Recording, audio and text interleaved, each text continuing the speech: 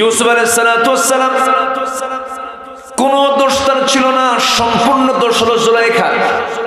ঘরের মধ্যে তুললো সে, বেকায়দায় ফেলে দিল সে। ইন্না কাইদাকুন্না আযীম, তোমাদের ষড়যন্ত্র, মারাত্মক ষড়যন্ত্র মামলা দিয়ে দেব। ইউসুফ আলাইহিস সালাতু ওয়াস সালাম বাঁচার জন্য শেষ চেষ্টা করলেন, দরজার দিকে দৌড় মারলেন। দরজা খুলে দিলেন কে? বাইরে বের হয়ে আসলেন। পিছন থেকে কামিসুহু মিন দুবুরিন, জুব্বার পিছনটা টান দিয়ে ধরেছে, ছিঁড়ে গেছে জুব্বা।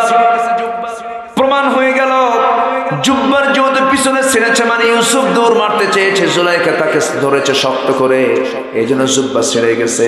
তদন্ত কমিটির রিপোর্টে প্রমাণ হলো সম্পূর্ণ নির্দোষ ইউসুফ আলাইহিস সালাতু ওয়াস সালাম, কিন্তু মামলা খেয়ে বসে আছে ইউসুফ। এখন আছে না? মারামারি করে একজন, মামলা খায় আর একজন। ইউসুফ আলাইহিস সালাতু ওয়াস সালাম আস্তে করে করলেন কি, সেই জায়গা থেকে যখন সিদ্ধান্ত হলো তাকে জেলখানায় ঢুকায় দেবে, জেলখানায় তিনি ঢুকতেছেন, তাকে ঢুকায় দিচ্ছে জেলখানায়। হাসতে হাসতে যায় আর হাত তালি এই উঁচা করে। সবাই বলছে ইউসুফ জেলখানায় কেউ হাসি মুখে যায় নাকি? তিনি বলছেন জেলখানায় আমার কাছে ভালো। আহাব্বু ইলাইয়া, কেন? জুলাইখার ডিস্টার্ব নাই, খালি অত্যাচার করে। থাকলেন তিনি দীর্ঘকাল, পরীক্ষা দিলেন, ধৈর্যের পুরস্কার আছে না নাই? মারিয়াম আলাইহিস সালাতু ওয়াস সালাম চলে গেলেন বাইলহাম উপত্যকার দিকে। 10 মাস হয়ে গেল, সন্তান ডেলিভারি হবে, শুকনো ডালের নিচে শুয়ে আছেন। এই পৃথিবীতে 3 জন নারীর জন্য ধাত্রীর কোনো প্রয়োজন হয় নাই, সরাসরি ফেরেশতা তাদের ডেলিভারির কাজ সম্পূর্ণ করে দিয়েছেন। এর মধ্যে মারিয়াম একজন।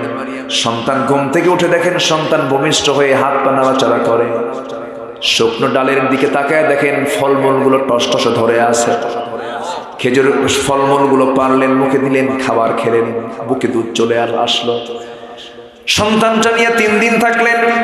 এবার বলছেন, হে মারিয়াম, তুমি আর এই জায়গায় থাকতে পারবে না, ওই বাইতুল মুকাদ্দাসের দিকে চলে যাও। বর্তমান ফিলিস্তিন যেটা বাইতুল মুকাদ্দাস, ওখানে তুমি চলে যাও। যাও। তিনি বলেন, কেমন করে যাব আমি? মানুষ তো আমাকে আরো গালিগালাজ পাবে, আমার চরিত্র নিয়ে কথা বলবে। না মারিয়াম, চিন্তা করো না, আমার সাহায্য খুব নিকটে। সুবহানাল্লাহ। তুমি ধৈর্যের পরিচয় দিয়েছো মারিয়াম, আমার প্রতি শুকরিয়া আদায় করেছো, আমি সব প্রমাণ করে দেব। যাও, তুমি শুধু বলবে, যখন তোমাকে প্রশ্ন করবে ওই সন্তানটার পরিচয় কি, তুমি শুধু বলবে ইন্নী নাযারতু লিররহমানি সাওমা, আমি রোজাদার, আমি কোনো কথা বলবো না। যা প্রশ্ন তোমরা সন্তানকে করো। সন্তানটার বয়স মাত্র কয়দিন? 3 দিনের বাচ্চা মনে হয় গাজীপুরে কথা কয়, গোটা দুনিয়ায় কোনো কথা কয় নাকি বলেন? 3টা শিশু দোলনায় কথা বলেছে। কয়জন শিশু বলেন? 3 জন শিশু, তার মধ্যে ঈসা আলাইহিস সালাতু ওয়াস সালাম একজন। তিনি জন্ম থেকেই জানতেন আল্লাহর নবী। ইব্রাহিম আলাইহিস সালাতু ওয়াস সালাম জানতেন না। দেখলেন সূর্য, হাদা আকবার, হাদা রাব্বি, ফালাম্মা ফালা, যখন এটা অস্তমিত হলো, না না, এটা আমার রব হতে পারে না। কিন্তু ঈসা আলাইহিস সালাতু ওয়াস সালাম জন্ম থেকেই জানতেন তিনি আল্লাহর নবী। কেমন করে? দেখেন, যখন তাকে প্রশ্ন করলো, হে মারিয়াম, এই সন্তানটাকে, তিনি বলছেন আমি বলবো না। সন্তান কি? বলো। তারা হাসে, পাগল নাকি রে? নৌকুচু করে যখন বলছো, ও সন্তান তোমার পরিচয় কি? তিনি বলছেন ইন্নী আবদুল্লাহ আতানিয়াল কিতাব ওয়া জাআলানি নাবিয়্যা, আমি হলাম আল্লাহর গোলাম, আল্লাহ পাক আমাকে ইনজিল কিতাব দান করেছেন, আর আমি হলাম তোমাদের নবী। আর আমার মা মারিয়াম হলো নবীর মা। খবরদার, নবীর মার সঙ্গে তোরা বেয়াদবি করতে পারবি না।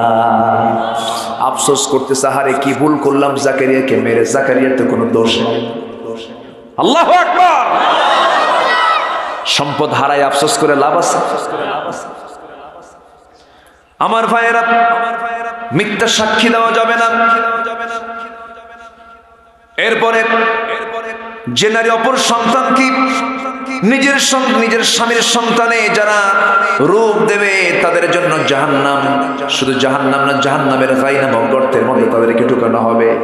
এইদিকে আল্লাহ বলছেন যারা নামাজকে নষ্ট করবে ওয়াত্তাবাউশ শাহাওয়াত, এবং নফসের যারা তাবেদার হবে, নফসের যারা গোলাম হয়ে যাবে। নফস কি ভালো চায় না খারাপ চায়?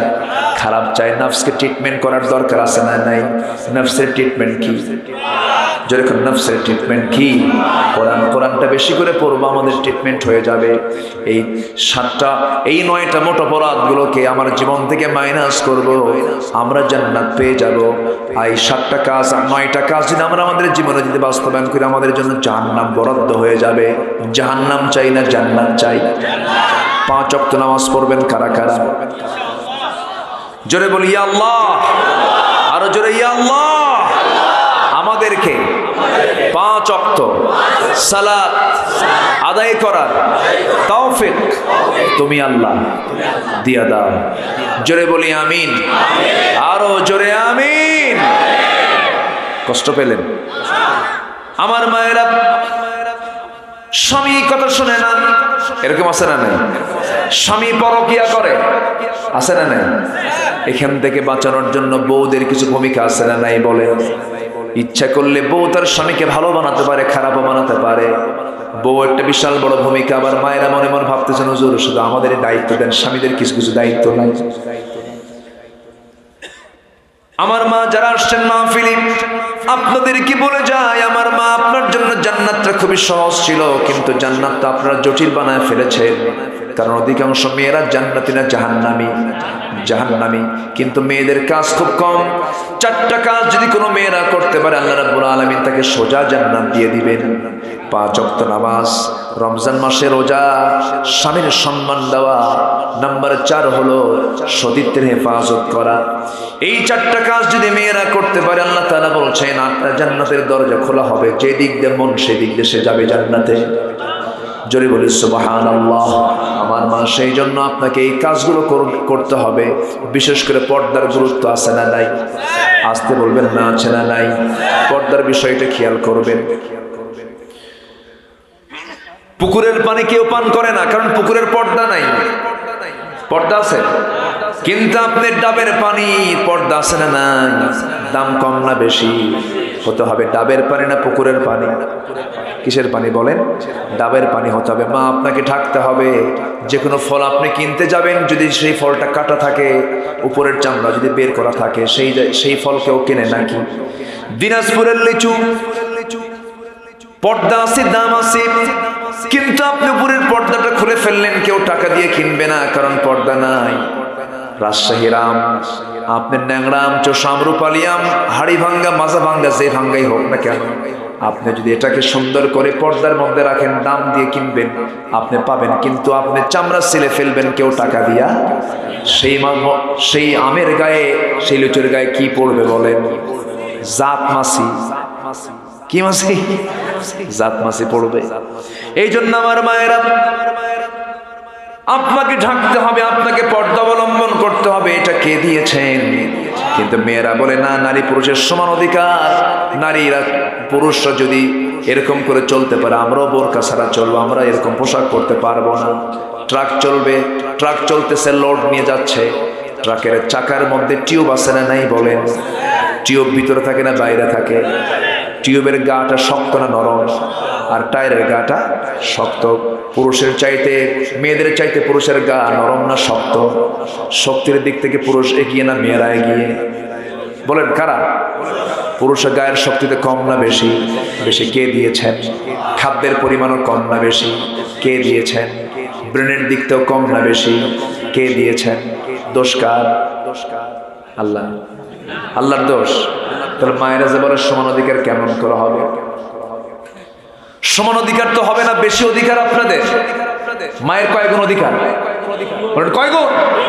সমান অধিকারের চাইলে কেটে বৈধ চাওয়া না অবৈধ চাওয়া? অবৈধ চাওয়া। কিন্তু পুরুষদের চামড়া হলো শক্ত, বাইরে রোদের মধ্যে তারা কাজ করবে, কত পরিশ্রমের তারা কাজ করবে, সেই কাজগুলো মেয়েরা করতে পারবে না, কারণ মেয়েদের জন্য অনেক ডিপার্টমেন্ট আছে। পুরুষরা যে কাজ পারবে মেয়েরা পারবে না, মেয়েরা যে কাজ পারবে পুরুষরা পারবে না। মেয়েরা পারে কি? সন্তানকে সুন্দর করে সারা রাত দুধ খাওয়ায়, বাচ্চাকে লালন পালন করে, তার পেশাব পায়খানা সাফ করে। হঠাৎ করে 2 মাসের বাচ্চা মা থুয়ে চলে গেছে স্বামীর কাছে যদি 2 মাসের বাচ্চা যদি 2 দিন থাকে কয় আসার খাবে আল্লাহই জানে, ঠিক কিনা কয়? পুরুষ পারবে না এই কাজ, আল্লাহর ডিপার্টমেন্টটাই ভিন্ন করে দিয়েছেন। কিন্তু মেয়েরা যদি বলে না আমরা সমান অধিকার চাই, এখন ওই ট্রাকের চাকার মধ্যে টিউব আছে, টিউব বলতেছে টায়ার, ভিতরে থাকতে থাকতে ঘেমে গেলাম আর থাকতে পারলাম না, তুই টায়ার ভিতরে আয়, আমি টিউব বাইরে যাব, চাকা বুঝি চলবে রাস্তায়, চলবে? হ্যাঁ, লিক হয়েছে, আমরা তো দুর্বল। আল্লাহ তুমি মাদেরকে বোঝার তৌফিক দিয়ে দাও, জোরে বলি আল্লাহুম্মা আমিন। প্রত্যেকের বাড়িতে মা বোন আছে না নাই? পোশাক ঠিক করে দিবেন, পোশাক কলকাতার নাটকে হবে না, পোশাক ইউরোপিয়ান কোনো পোশাক হবে না, পোশাক হবে বিশ্বনবীর ঘরের পোশাক, ঠিক কিনা? আম্মা জান আয়েশা যে পোশাক পরেছেন সেই পোশাক আমার মায়েরা পরবে, জোরে বলি ইনশাআল্লাহ, আর জোরে বলি ইনশাআল্লাহ। 14 শ্রেণী ছাড়া কোনো পুরুষের সঙ্গে মেয়েরা কথা দেখা করতে পারবে না, ইসলাম এগুলো বলে দিয়েছে। আল্লাহ তুমি সবাইকে বোঝার তৌফিক দিয়ে দাও। আসেন আমরা সময়টাকে না বাড়িয়ে যতটুকুন হয়েছে আমরা বলে ফেলি আলহামদুলিল্লাহ। আজকে প্রথম রাত তো, আরো তো আলোচনা আছে, আমরা কাঙ্ক্ষিত মোনাজাতের দিকে আমরা আস্তে আস্তে চলে যাব। আমরা চাইবো কার কাছে? আসতে বলবেন না, কার কাছে? রাসূলকে সবাই স্বপ্নে দেখতে চান? দেখতে চান? নবীর মোহাব্বতের দরকার আছে না নাই? আচ্ছা, আমরা বেশি করে দরুদ পড়বো, বলি আল্লাহুম্মা সাল্লি আলা মুহাম্মাদ ওয়া আলা আলি মুহাম্মাদ কামা সাল্লাইতা আলা ইব্রাহিম ওয়া আলা আলি ইব্রাহিম ইন্নাকা হামিদ